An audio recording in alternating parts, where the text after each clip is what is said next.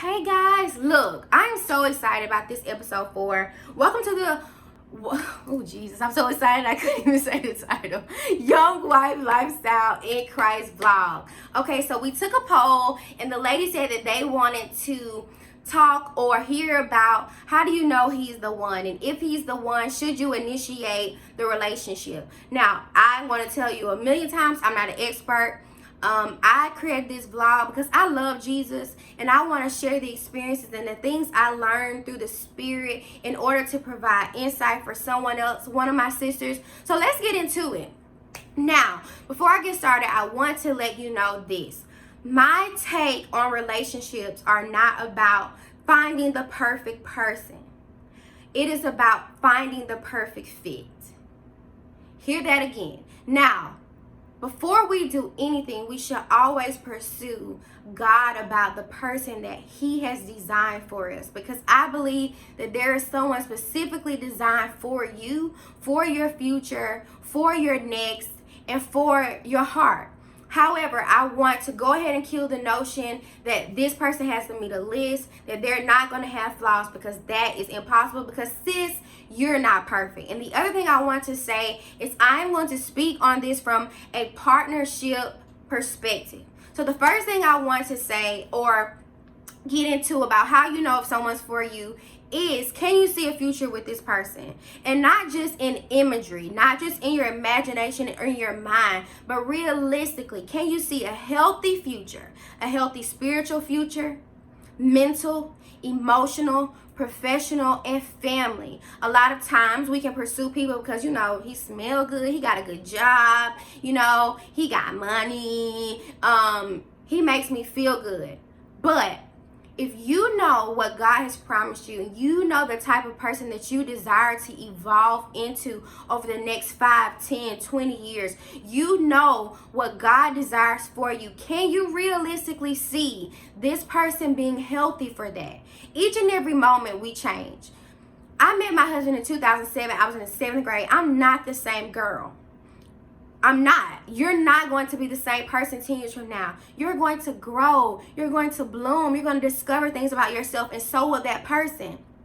But can you see yourself and that person being able to grow together? And also, are both of you willing to do the work to make sure that you are both on the same page each and every step of the way? The term or phrase future focus is something that we have adapted in my church, All Nations. And I think it's a beautiful phrase, because everything that we do should be in regards to what we're expecting for our next. I don't live for today. We don't live for today. We live for tomorrow. We live for next year. Every decision I make, every friendship, every connection, every job, every door, every no, every yes, every bit of rejection is based on our future. So if you are with someone today based on who you are today, but you, through discernment and through the Spirit of God, cannot see yourself with that person, and you cannot see that person evolving with you, growing and maturing with you, are they going to be an asset or a liability in your future? So the first thing I'll say is, can you imagine a future? Can you? Like, this is a really real question. Without instant gratification, without evaluating what you want right now because you lonely, it's cold, it's the winter, and it's cuddle season. Beyond all that, can you see you and dude being in the future, thriving, prosperous, and pleasing God? The second thing is he an answer to a problem? Now, I look at relationships, marriage, as a partnership. So I meet a need in my husband's life. I'm an answer to a problem. I'm a strength where he's weak, and vice versa. Areas that I am weak, my husband steps up. And those are the things that I love about him. Areas that I may not necessarily be boop, boop, boop, boop, boop, he is. And so even sometimes when I get into like an emotional funk, or when something like depression or sadness tried to rise up in my life because I'm over analytical, he will literally snatch me up out of like, no, you're not, and this is how you need to think about this. And so I need that. And even sometimes when I don't want to be like, let me cry, let me be sad, you know, he is that voice of reason for me. And so he is an answer to a problem. He is a solution. And so the second part of that too is, does that person bring out the best in you, or do you find yourself revisiting old versions of yourself, areas that you have been delivered from? Because, okay, think about it. If someone is always causing you to struggle with, you know, insecurity, you have to question whether they're in or they're out. Or, you know, do they make you angry? Are you always cursing them out? Profanity is your life. Is that what they're doing for you? You know, or are they motivating you to start that business? Are they motivating you to write that vision? Are they motivating you to just be a better you? Are they revealing to you things about yourself that you may not have even tapped into? Are they speaking into your life, or are they a problem? Are they bringing more issues versus providing solutions? Those are things that you really have to think about, because again, it goes back to a partnership. So whenever I look at my relationship with my husband, I see us fitting like this. So like, it's a puzzle piece. I'm a puzzle piece. He's a missing puzzle piece, and I'm a missing puzzle piece. And when we come together, it's like, you know, we melt together. It's gelled, because he is what I need. Not just what I want, but he's what I need in my life. And so he is answering a need for me. So I want you to evaluate, like, does this person answer a need? And not just a sexual need, not just an emotional need, but a mental, you know, like mental. Is he a need? You know, does he answer a need? Or he answers a solution? I know this sounds kind of weird, but evaluate that, because a person can reveal to you what they're going to bring with them into a relationship off the jump. And so we have to ask God for discernment and ask God to help us to see, you know, what is he bringing with him? Like, why does he respond that way? Or even asking that person, like, how do you respond when this happens? Or why do you do that? Or why, when I ask you to text me at this time or call me, you can't do it? And why do I have to ask you to not do something? You know, why are you posting pictures on Instagram and not responding to my texts? You know, why don't nobody know we date? You know, like things like that. Because you have to evaluate based on who you know you are, who God has created you to be, the authority that you have, and the preciousness of your purpose and your being. I can't just be out here with nobody. I don't care if it's cold. I don't care if I'm in cuddle season. I don't care. God, I don't just need somebody because I want somebody right now. I need what you want me to have, because my future depends on it. My mind depends on it. My joy depends on it. Because again, it's a partnership. The enemy hates unity anyway, in any area. Just imagine if our country could come together in brotherly love. But we are divided. So just imagine you going into a relationship where there's division, where there's discord, where you and your person, your dude, your guy are not on the same page. And he's bringing out things in you that you don't want to see. You don't want to cry. You don't want to pop off. You don't want to feel or have to question his loyalty. So I want you to evaluate, one, can I see a future with him? Does he match the future that God has told me I'm built for? Does he match the vision of my life? 2.5 or 2. Does he answer a problem? Is he a solution? Does he bring solution? And does he bring out the best in me? Does he call out my greatness? Or does he bring out the worst in me? 3, this is the last one.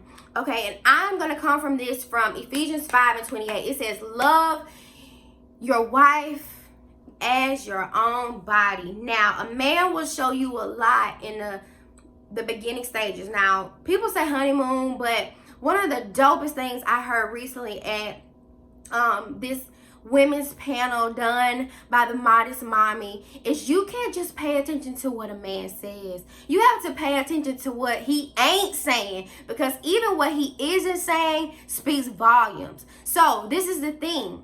A person can show you a lot of stuff, but you have to then evaluate what are they not showing you. Because even in the beginning, when it's all peachy, you can still be discerning. But it says, love your wife as your own body. That means that you are literally having to love somebody as much as you love yourself. That requires a level of selflessness and submission. Submitting your preference, submitting what you're used to doing, submitting what you really prefer. Like, is he willing to submit his hoes? Is he willing to submit his behavior for the sake of the relationship? Is he willing to submit his bad behavior to the will of God for you all to thrive? Is he willing to submit them text messages? I'm not saying go through his text now. I'm not saying that. You got to trust him. But what I'm saying is, will he lay down his life for the sake of his love for you? For the sake of the calling that God has for you both to be together? Because relationships, I'm going to be real with you, it requires a level of selflessness. There are things that I used to do that I wouldn't dare, couldn't do, won't do, can't do, because I love my husband, because I'm married, because I'm submitted to God. So the level of submission you have to God will really regulate your submission to your partner. But the level of love and honor and respect you have for your partner will really reveal the level of submission that you're willing to release. Like, I had a whole phase. I enjoyed my whole phase, don't we all? But when I got with my husband, I realized that this is it, honey. You better act right. And that whole phase don't mean anything because it was fun. But now this is purpose. This is greater than the whole phase. I got my own hoe back here. And that's the mindset that you have to have. Like, is he willing to submit what he is used to doing? What's his norm for the sake of what God has called him forth to do? And then Ephesians 5:25, it says, husband must love his wife as Christ loved the church. And this goes back into it. Christ died for the church. So is he willing to die, to kill himself daily for the benefit of your relationship, for the benefit of your marriage? And these are ways, practical ways for you to see that. Let's say if you ask him right now, hey, I know you're going to Blase Blah House and y'all do that every Friday, but this Friday, I was wondering, can we go to a concert? Or, hey, I know that you, I know, we're not exclusive. That's my dog. Oh, he scared me. Mo, hush.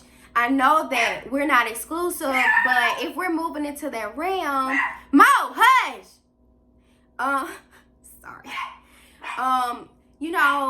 Are you willing to kind of just unfollow, your ex? Because if you, and I mean, that depends on how serious you guys are. So all of this stuff ties into the level of partnership that you're trying to go into and willing to submit to. And it takes it on both parts. But then the last piece is, should you pursue the relationship? Should you be the person to initiate? I'm going to be real with you. One thing I've always been is vulnerable. I believe there's power in vulnerability. I would rather tell somebody I want to do this thing, but I need us to be on the same page and be rejected than just wait for somebody, because I don't know how vulnerable they're willing to be.